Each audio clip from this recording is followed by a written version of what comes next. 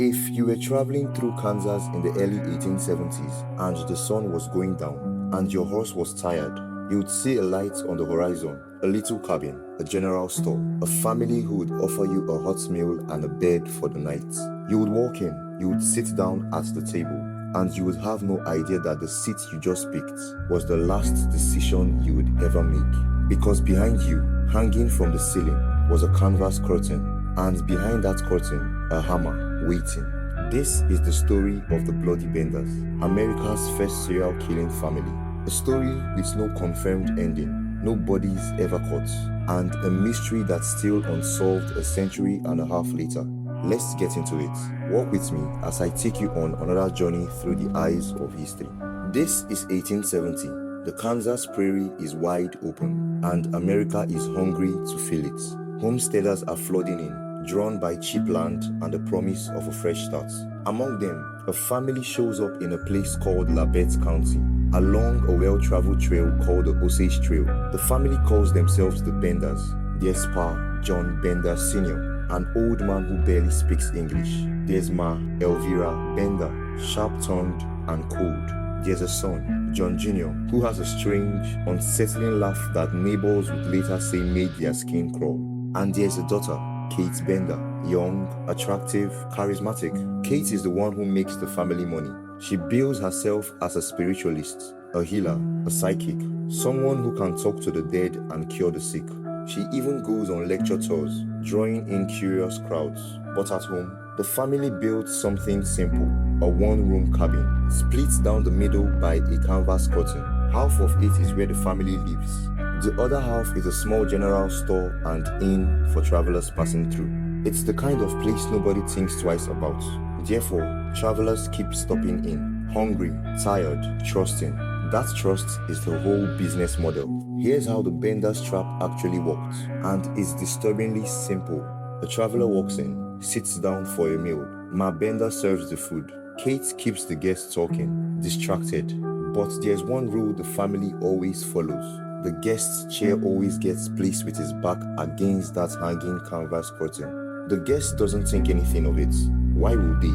But on the other side of that thin sheet of canvas is John Jr., standing perfectly still, holding a hammer. The moment the guest is relaxed, mid-bite, mid-sentence, John Jr. swings the hammer through the canvas straight into the back of the guest's skull.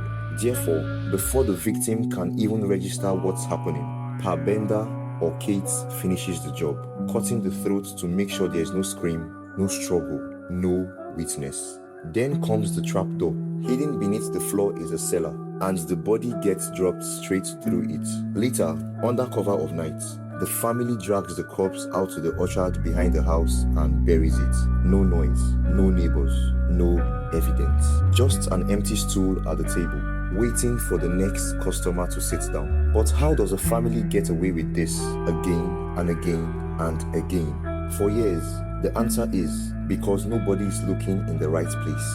Kansas in the 1870s is lawless in a lot of ways. People vanish on the frontier constantly, killed by outlaws, lost to accidents, or they simply moved on without telling anyone.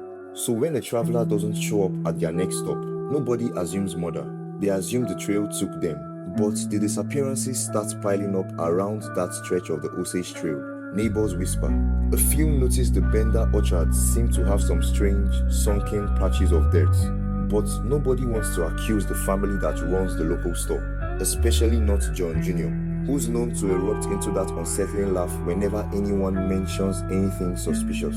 Therefore, for a while, the Benders are safe, hiding in plain sight, right on a public road, feeding travelers with one hand and burying them with the other. Until one disappearance becomes personal to the wrong man. In early 1873, a man named Dr. William York passes through the area, but he never arrives at his destination. His family starts asking questions, and this is where the Benders make their fatal miscalculation, because Dr. York isn't just anybody. He has two brothers. One is a Kansas state senator, the other is a former Union Army colonel. These are not men who let a disappearance go quiet. The colonel organizes a search party and starts combing the region, farm by farm, cabin by cabin, including the Bender property. He even stops at the Benders Inn and talks to the family directly. Kate, ever the performer, offers to use her psychic powers to help locate the missing doctor. Pa Bender mutters something in broken English and shuffles away. But something about the visit doesn't sit right. Therefore, the search intensifies. Public meetings are held. Suspicion starts closing in on that lonely cabin by the trail, and the Benders know it. In May 1873, neighbors notice something strange.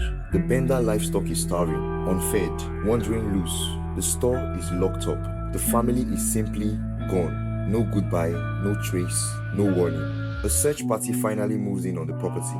Therefore, they force their way into the cabin, and immediately, the smell tells them everything before their eyes do. They pull up the floorboards. They find the trapdoor, the cellar, soaked with old, dried blood. But the real horror is waiting outside, in that orchard behind the house. They start digging.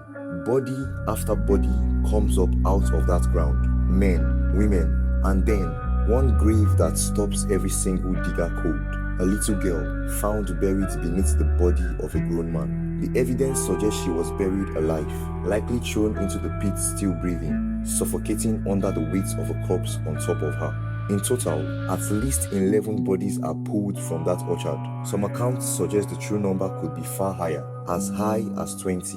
Dr. William York himself is among them, his skull crushed exactly the same way the hammer and cutting method would produce. Kansas, and soon the entire country, erupts in horror. Newspapers scream the story coast to coast. Purses form, rewards are posted, but the Benders are already gone. And here's the part of this story that still keeps historians arguing today. Despite a nationwide manhunt, despite bounty hunters, despite decades of rumors, the Bender family was never officially caught. Some stories claim vigilantes tracked them down and dealt out their own brutal justice in secret.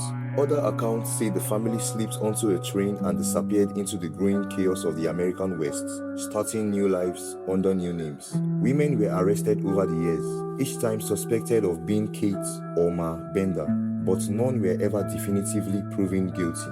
Therefore, to this day, nobody knows for certain what happened to the family that ran one of the most efficient killing operations in American history, hiding it behind a hand-painted grocery sign on a public road. The Bloody Benders remain one of America's oldest true crime cold cases, a family who turned hospitality into a weapon and vanished before they ever had to answer for it.